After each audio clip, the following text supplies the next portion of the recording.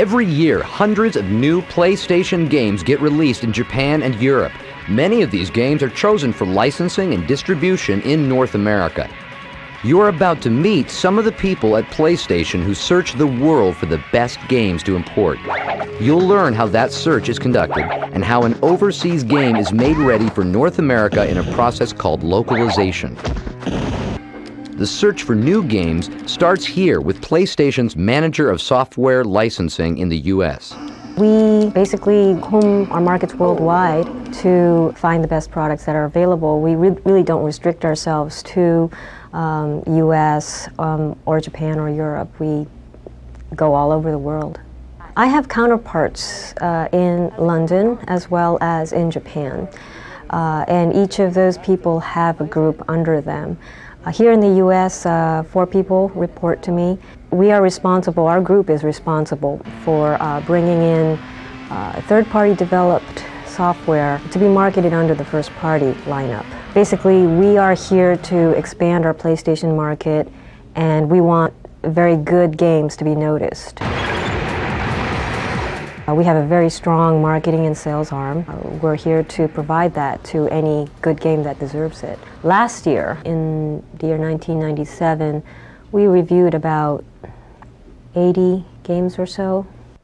On average, we sign on anywhere around 10 to 15 games per year. First, the game gets evaluated from the context or gameplay point of view. If it doesn't play well, if the players, the producers, the QA people, the people who are really the game players don't like it, it becomes problematic. There are exceptions to that if it's a totally new genre type of game, such as Parappa the Rapper. We may try different angles, actually focus test it, or bring in people who are not your traditional gamers to see if we can open up a new market.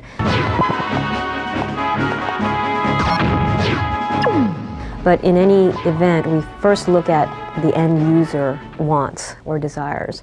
And then if it passes that, we then discuss this with our sales and marketing group, who would be backing us up on the product. And if we get people on board in that end, we eventually get overall management approval. When a product goes through that meeting, before it gets picked up, it needs to really take advantage of the first-party marketing and distribution and show what the PlayStation has to offer. At that meeting, if the product does not get picked up by Sony, the product can still come out in the US through a separate publisher, what we call third-party publishers. If a game is chosen for first-party marketing support, another team, software development, gets it ready for you to play. In localization, the first course of action is for the producer to get very familiar with the game and recommend changes that he or she would like to see in the game for the US market. A good example of this might be in Bloody Roar. Some of the changes that we made was to include sidestep as a default move. And we think that American gamers will appreciate that.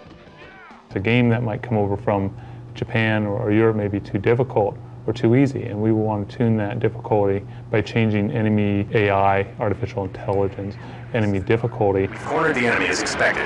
We'll leave the rest up to you.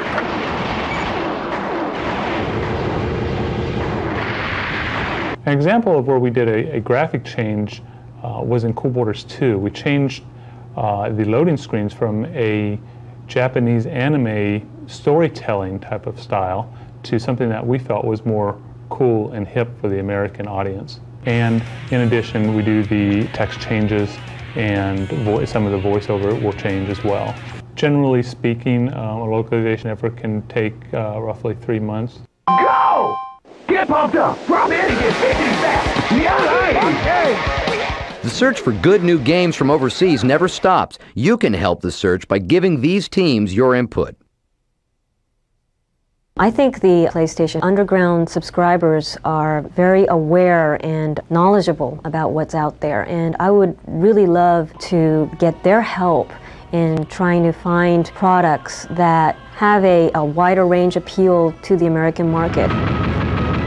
We would love to hear from the Underground subscribers, and as such, we have an email address that you can contact. Do you know about a hot overseas game you'd like to see localized for North America? Let us know. Email or write us at these addresses.